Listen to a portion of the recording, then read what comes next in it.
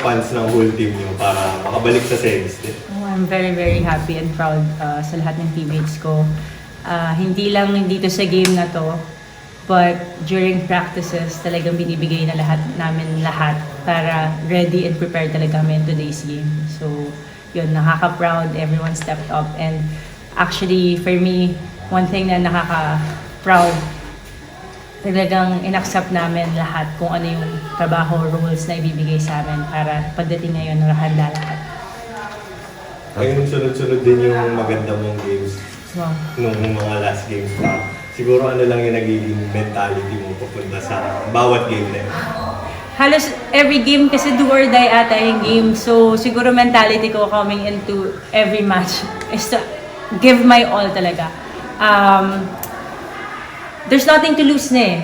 Basta ibigay mo yung, I think yun yung nasa isip ko. If ibigay mo lahat, wala kang ititira, may reward yun. Kung ano man yung reward na yun, sa dulo ko pa malalaman. So, in the past few games, kahit pa paano binibigay namin lahat, nakadalawang panalo kami, isa napakaganda rin ng game against Signal. So, ganun lang yung mentality. Kung ipapasok, kung ano, gagawin lang yung trabaho and ibibigay buong puso. Honestly, nakakamiss din yung feeling na do or die games kasi it's really a privilege to be at this point, most especially for our team na kahit medyo veteran team na kami, we need that kasi ngayon lang ulit kami na kompleto. So this is a character building experiences for us to get to know more about ourselves, most especially yung growth namin siguro okay naman individually but as a team, kailangan namin to for our growth. Ate, would you say na nahanap na ulit yung vintage form mo na or matter din of thriving na on do or die games na sanay ka na rin talaga? Honestly, I really take it one game at a time. Hindi naman all the time siguro sobrang ganda talaga ng game, but I'm very, very blessed na with my team, my conditioning coach, PTs, and our coaches, talagang maganda yung dynamics namin. So, ngayon, yung katawan ko parang mas kontrolado, even my knee. I just want to say thank you to Doc C and to my conditioning coaches and PTs. So, yun lang.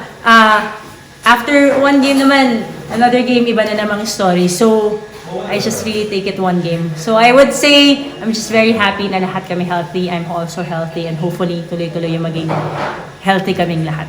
Ate, na-mention mo nga, every game is do or die game. Siguro added motivation lang ba yung crucial errors sa latter part ng against Signal? Siguro para mas maging efficient yung game mo. During that game, ano ba nangyari? Oo, last point pala yan outside. Breaks of the game din talaga.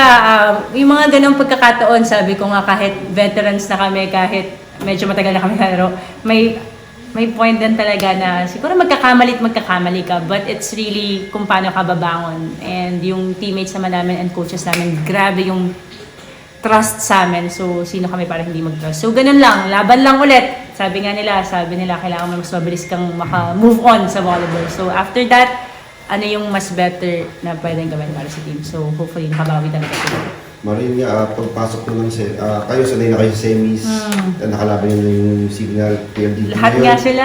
Ngayon, yung Farm Fresh bago sa... Gano'ng kaganda para sa liga, ikaw personally na matagal ka na sa... I'm very, very excited. Alam mo, we welcome everybody naman talaga dito sa PBL, most especially sa semifinals. The more teams na nakakapasok sa semis, the more lumalakas halos lahat ng teams kaya mas nagiging exciting yung mga conferences natin. So it's really good for the league kasi iba rin talagang experience pag nasa semifinals. Mag-grow talaga kayo as a team. So we just can't wait to see kung paano mag-grow yung Farm Fresh. And I think most of, if not all teams na nasa semifinals, yun yung nakatalo sa amin din sa eliminations and ano. So it's a very interesting semifinals for us, and we really have to work harder and smarter, most especially the semifinals. Thank you guys! Good night! Good night! Matulog